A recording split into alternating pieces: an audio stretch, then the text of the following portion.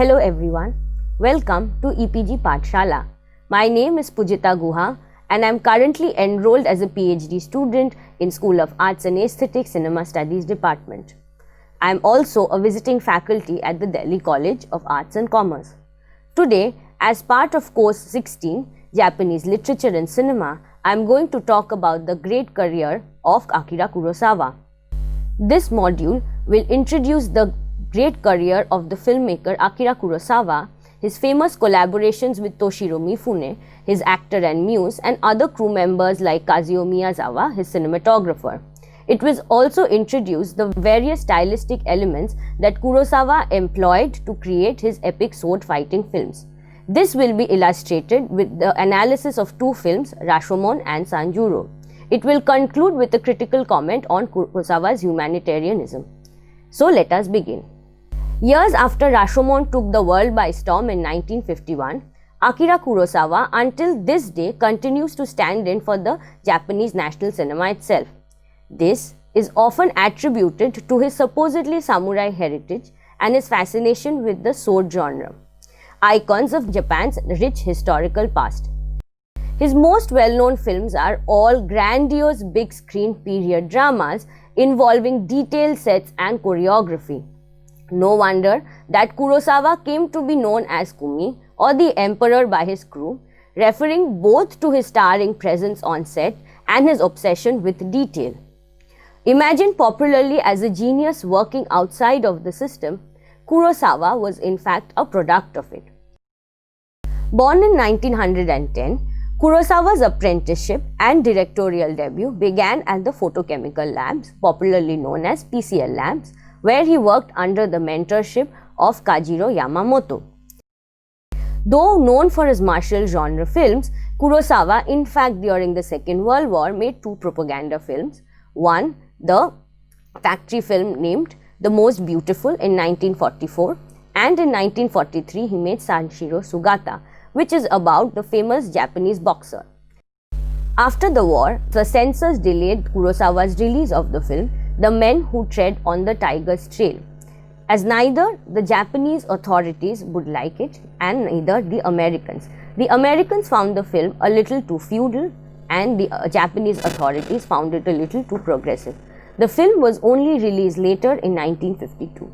In his many interviews and his autobiographies, Kurosawa has detailed that making films during the war was in fact a very difficult process. No women were there on the sets, there was no food, there was scarcity of celluloid film, and people had to go through many hardships. Kurosawa's first major breakthrough happened with the film Drunken Angel that stars Toshiro Mifune. Toshiro Mifune played a yakuza, a gangster figure who visits an alcoholic doctor for treatment. The film revolves around the doctor's ethical guilt of treating a gangster.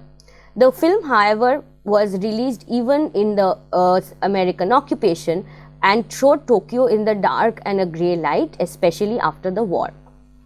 Though not cast as the lead hero, Drunken Angel came to be remembered as the breakthrough film for Toshiro Mifune, who dazzled audiences with his grungy, tough look. The film also became the beginning of the collaboration between Kurosawa and two of his favorite actors, Mifune and Takeshi Shimura.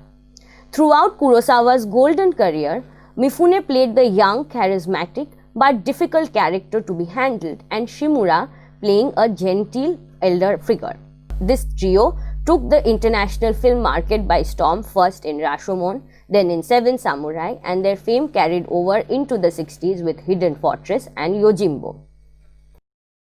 However, in the late 60s, Kurosawa's career came to a crashing halt when Toho, his producing studio, refused to pay for the epic films. He went into depression, and later by the early 70s he has had to migrate to USSR to make this famous film Der zu Ursula, which went on to win the Best Foreign Language Oscar in 78. However, into the 80s his career was resurrected when some of his biggest fans, now big filmmakers in Hollywood like Steven Spielberg, Martin Scorsese and George Lucas, decided to produce his film Kagemusha. Other Hollywood collaborations continued, and into the 90s he made films like Dreams. However, by 98, Kurosawa's career was flailing again and he died in the same year. Now, let's move on to the analysis of his famous film Rashomon. Based on two stories by Akutagawa, Rashomon provided the international breakthrough for Kurosawa when it debuted at the Venice Film Festival in 1951, going on to win the first prize. Despite the studio's reluctance to fund it, Kurosawa managed to push through many levels of bureaucracy to fund what was a largely experimental film narrative. Rashomon, now known as the Rashomon effect, basically told us the event from three conflicting different worldviews, none of which could be proven true. However, this became the epitome of a world in the Second World War fraught with conflicting ideologies where nations sought to portray themselves both as victors of history and as victims. The film's popularity moved out of the usual domain of film festivals and became the very idiom which I earlier mentioned as the Rashomon effect. In a post-war scenario, Rashomon became the epitome of a world caught between different ideologies of different nations trying to play both as victors in history and as victims. The film's popularity grew out of the usual film festival circuits and became the very idiom that is now known as Rashomon effect, entering into popular culture. In the post-war scenario in Japan itself, Rashomon resonated while with its depiction of a lawless situation. Referring to the Heian period, the film talked about a growing anarchy within the country, the weakening of an imperial force, and the rise of the smaller players in the outer rings. Set in the forest, it tells the story of a samurai leader who is abducted and killed, and his wife is taken hostage and harassed in the forest by the thief, which is played by Mifune himself. The film is about post-war Japan beginning to stand on its feet, yet rife with pestilence, fires, earthquakes and rebellions, all references to a world thrown into chaos. The Rashomon Gate that marks the beginning and the end of the film, instead of being shown as the imperial gate to the capital of Kyoto, now stands in disrepair, and where beggars and moneylenders meet and forest and the woodcutters meet, and where the woodcutter himself talks about how a noble woman, played by Machiko Kyo, is raped in the forest, and her samurai husband Masayuki Mori is killed either by his own hands or those of the other. A thief named Tajamaru, played by Mifune, has been arrested for these heinous crimes. True to Kurosawa's humanist ideals, the film, however, ends where the child is found, and then it depicts the beginning of a new life. Apart from the film's complex narrative and ethical premise, the film also highly appreciated for its lyrical imagery and formal experimentation. It made use of the forest to convey an emotional and psychological labyrinth, a world where the human heart loses its way. As Kurosawa mentions in his autobiography, the strange impulses of lying and exaggerating, misreading and misseeing are expressed through the use of an elaborately fashioned play of light and shadow. Here, blinding lens flares hold information, and the filaments of shadows in trees and glades act as metaphors of desire. Right in the beginning of the film, Kurosawa sets up the forest with great poetic and aesthetic finesse, conveying the woodcutter's discovery of the crime only with the interplay between him, the camera and the forest's foliage. With a series of 15 tracking shots that span across the forest, the film switches between low-angle tracking shots of the canopy that playfully hides and reveals the sun, as we see in figure 5.1, and extreme close-ups of the character with the camera simultaneously following him in the rear and in the front in figures 5.2 and 5.3. Kurosawa also employs a series of long, complex panning and tracking shots combined, where the woodcutter meanders through an extremely complicated landscape, something that we see in figure 5.4. Notice carefully that here, without cutting, Kurosawa depicts his movement, how the woodcutter first approaches the camera as it tracks sideways, panning left as it moves closer to the woodcutter's face, following him as he crosses the forest.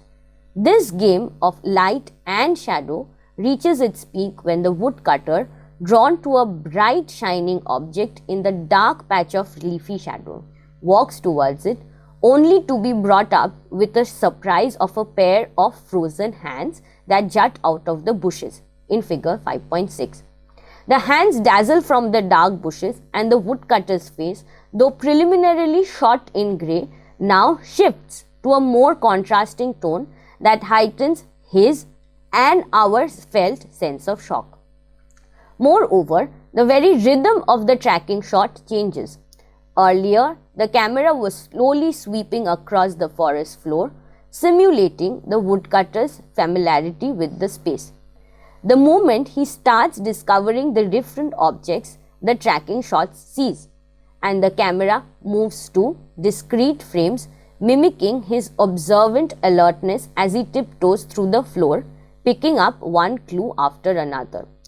The background, till then, is expressed with crystal clarity, now becomes a blur as the woodcutter scuttles through the forest, his changed behavior highlighting the importance of his discovery. The scene next shifts to a more formal and dramatic level when the interest moves from a sensory absorption of the forest and the space to a narrow level of dramatic interest. In yet another dialogueless scene, Kurosawa expresses emotions purely by engaging with different tones and surfaces of the forest.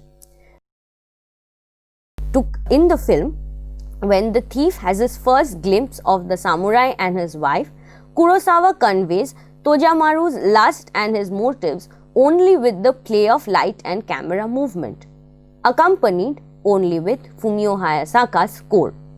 The thief's affectations of boredom change as Kurosawa tracks closer to his face, his discreet glances and his sweat all standing in for his speaking desire or lust for the noble woman.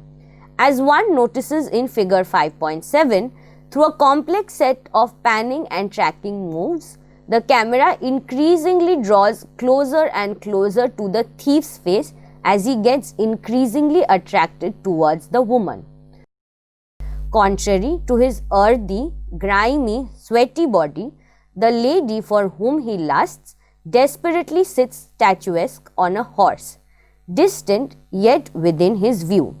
Her face is hidden in a thin muslin veil that partly reveals her face, partly conceals it, and partly gives it a divine allure that he cannot resist, as we see in figure 5.8. And it is this combination of part revelation and part concealment that sets off the rest of the event in the forest. Sanjuro and the Chambara genre. Not only has Kurosawa enamored his audiences with human reactions, he was equally preoccupied with the landscape in general, using snow, mist and fog to create environments that added to the story.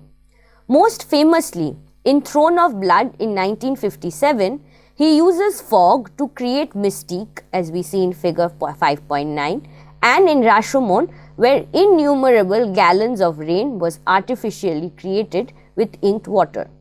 Heat becomes a tangible object through Kurosawa's career, as in the scene described above, where characters in intense action are showing dripping sweat.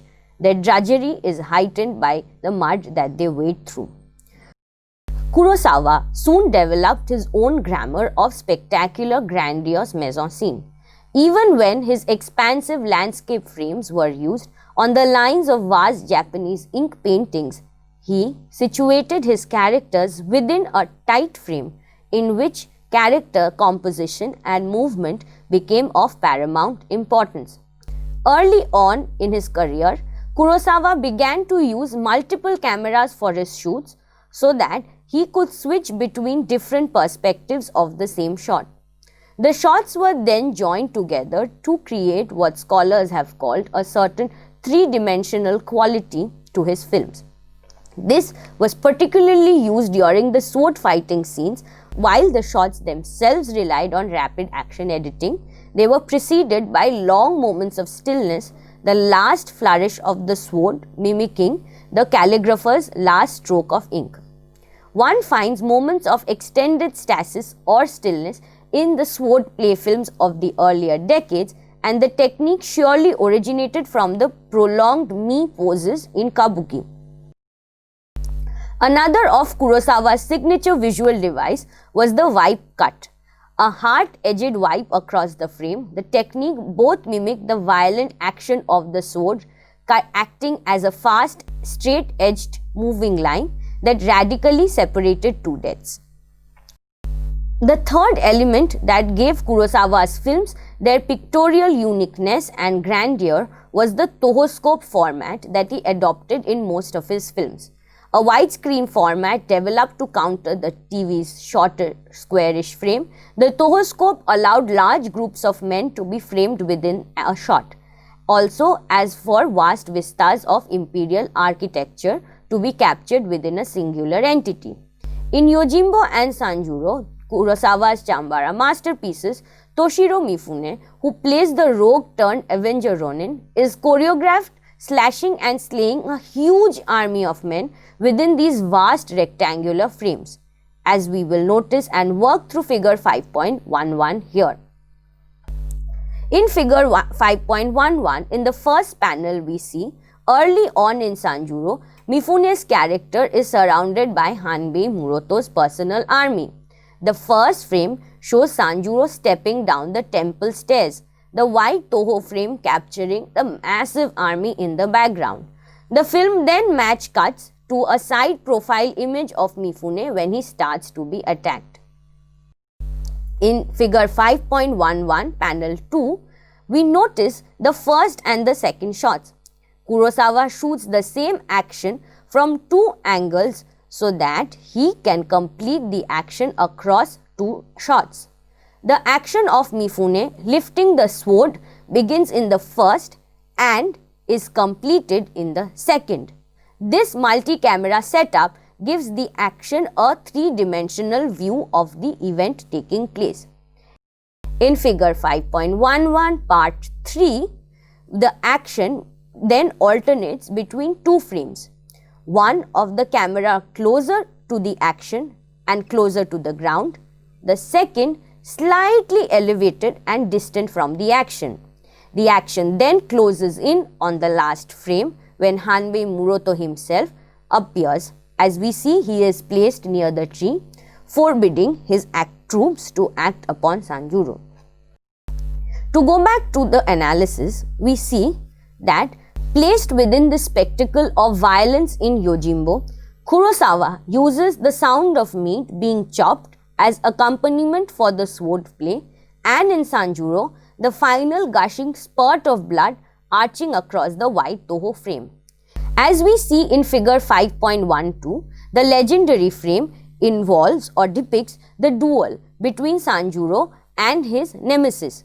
The duel itself remains Sanjuro's most memorable scene because it ends the film with such a memorable bang. Standing face to face, Sanjuro and Hanbei Muroto face off for a clocked 20 seconds of silence and extremely long period of suspense. The technician who regulated the pressurized pump to spurt the fake blood was told that the effect would not please Kurosawa, and so he added an extra 30 pounds of pressure. Thus, when Sanjuro cuts Muroto within split-second speed, the fake blood shoots like a fountain. This larger-than-life outcome is wholly different from the violence in the rest of the film, and this satisfies Kurosawa. This exaggerated quality echoes the thrill the young samurais feel toward the spectacle, drawn to the beauty of the craft, yet repelled by its ugliness. Within the grand Toho frames, at the center of it was Toshiro Mifune, Kurosawa's muse. Having served in the Second World War, Mifune first entered the film industry as a cameraman's job at the Toho Film Studio, where Kurosawa spotted him in the New Face contest. Between 1948 and 1951, Mifune starred in many films with Kurosawa, playing, as we saw earlier in Drunken Angel, a troubled figure thrown into chaos in the post-war scenario. However, Mifune found fame in Kurosawa's martial epics films that were to come later because he was primarily a physical actor using his body to convey a lot of emotions. He relied on his athletic ability and his bulky towering body quickly and gracefully, something that he learned from his military training. In Yojimbo, Sanjuro and Hidden Fortress, Mifune brings a certain levity to his serious roles, often moving his body in a low slouch and often his buttocks bared. But all these protagonists that he plays are worldly people out to avenge the world with its wrongs and with a bit of wisdom.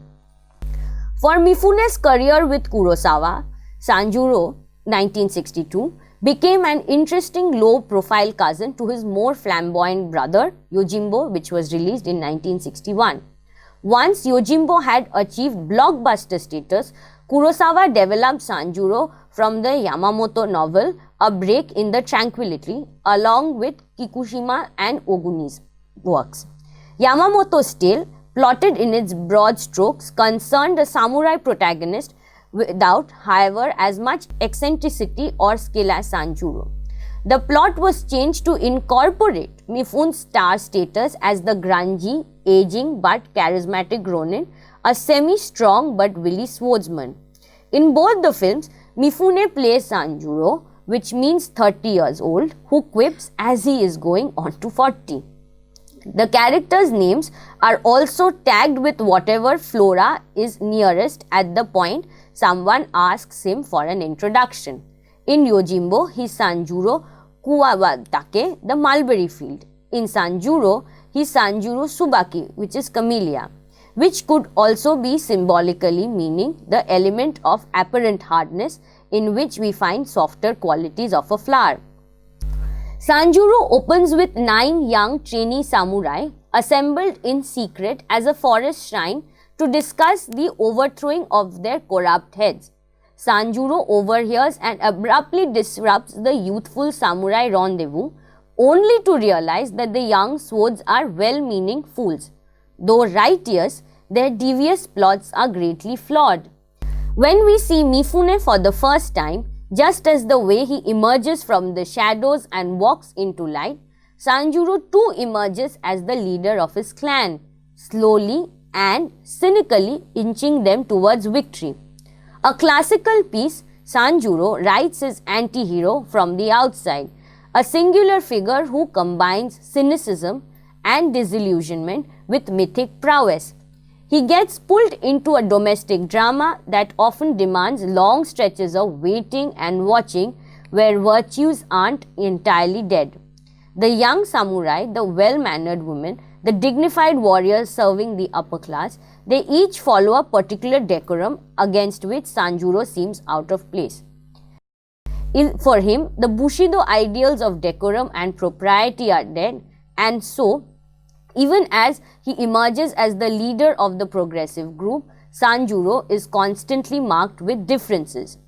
As we see in figure 5.13, here Mifune's tired body, unkempt hair and untidy bun stands in great contrast to his young followers who still follow a disciplined lifestyle. Their silken gowns are properly ironed and creased, their hair uniformly cut and neatly tied to the bun, their gliding gestures minimal and restrained. The frame constantly distinguishes Mifune from the rest. All eyes lead to him, even as he does not return the gaze necessarily. True to an older Japanese tradition, Kurosawa's sword fighting films obsess about the protection of noble bodies, precious people who need to be guarded. In Sanjuro too, the film centers around rescuing the chamberlain and his family. The theme of the valuable body extends to his other films too. In The Hidden Fortress, it is Princess Hyuki. In Kagemusha, it is the ashes of Shingen preserved in the urn. Given the divine status accorded to the imperial body in Japanese culture, these aristocratic or royal bodies functions as voids around which entire narratives can be centered. Riding over the void, however, is Mifune's body himself. his wry, frowning face standing at the center of the frame, all gazes directed towards it. He is the emperor of the frame himself. The towering center around everything moves. Critical debates about Kurosawa always tend to focus upon the Japanese-ness of his films and him pandering to a Western notion of what Japan stands in for. However, what makes Kurosawa's film unique is his ability to borrow both from the Japanese strands of theatre and tradition and simultaneously refer to Western modes of thinking and representation. Even amongst his contemporary, Kurosawa came to be popularly known as an avid lover of Lubitsch, Charlie Chaplin and John Ford. He himself borrowed from an eclectic sources like Shakespeare and in Throne of Blood and Ran, Gorky, The Lower Depths, Dostoevsky, The Idiot, to Dashiell Hammett in Yojimbo. Even the use of jazz score in the height of the battle in Sanjuro is a testament to such an enterprise. If Kurosawa himself borrowed and mixed a myriad of sources, the international circulation of his films left an indelible mark on some of the younger breed of Western filmmakers. Here, Kurosawa remakes were particularly important. John Sturges's The Magnificent Seven and Sergio Leone's The Fistful of Dollars, which were respectively borrowed from Seven Samurai and Yojimbo. The former, moving directly from Japan to Los Angeles, became a smash hit, creating a narrative template for mercenaries on a mission and influencing later films like The Dirty Dozen, Ocean's 11 and countless others. The latter transformed the declining American Western hero into a renewed revisionist cycle with changing ideas about violence and the hero's morality, directly fueling the works of Sam Peckinpah and Walter Hill. Here too, two Kurosawa remakes were particularly important. John Sturges's The Magnificent Seven and Sergio Leone's A Fistful of Dollars, borrowed from The Seven Samurai and Yojimbo respectively. The former, moving directly from Japan to Los Angeles, became a smash hit, creating a narrative template for mercenaries on a mission movie as diverse as The Dirty Dozen, Ocean's 11 and countless others. The latter transformed the declining American Western into a renewed cycle with changing ideas about violence and the hero's morality, directly fueling the works of Sam Peckinpah and Walter Hill. Kurosawa's film gained international popularity as they departed both from John Ford's Western classics from Hollywood with its symbols of valiant men riding on horses conquering empty fields, as also the traditional Japanese codes of Bushido and Chambara. Mifune's portrayal of the brazen rogue Ronin played a very crucial role in breaching these barriers. If Hidden Fortress influenced George Lucas in his Star Wars endeavors, then other younger filmmakers paid frequent homage to Kurosawa, and once their own success was guaranteed, sought to help him out directly. Steven Spielberg cast Toshiro Mifune in his films, and Martin Scorsese played Vincent Van Gogh in Kurosawa's late film Dreams. The latter also sought help for special effects from George Lucas's Industrial Light and Magic. Lucas and Francis Ford Coppola additionally persuaded 20th Century Fox to cover a budgetary shortfall in Kagemusha, thus helping Kurosawa complete it and return to form again. Whether dwelling on questions of tradition or of modernity, Kurosawa's films, as many international scholars have commented upon, deal with the humanist project. The humanist project is a universal assumption that all of humankind shares a similar belief in history, values, ethics, and whatever is the wayward, the other, the culturally untranslatable has to be discarded. It is this idea of universal sameness that is often used to hide Kurosawa's ideas of the nation, which is coming to terms with its post-war scenario and its American occupation, a question that rarely resurfaces in his films. It is these absences which will be challenged in the Japanese New Wave moment, when the younger filmmakers will challenge their older mentors. The Japanese New Wave module is the module that succeeds this one, and we will deal with these questions thereafter. Thank you.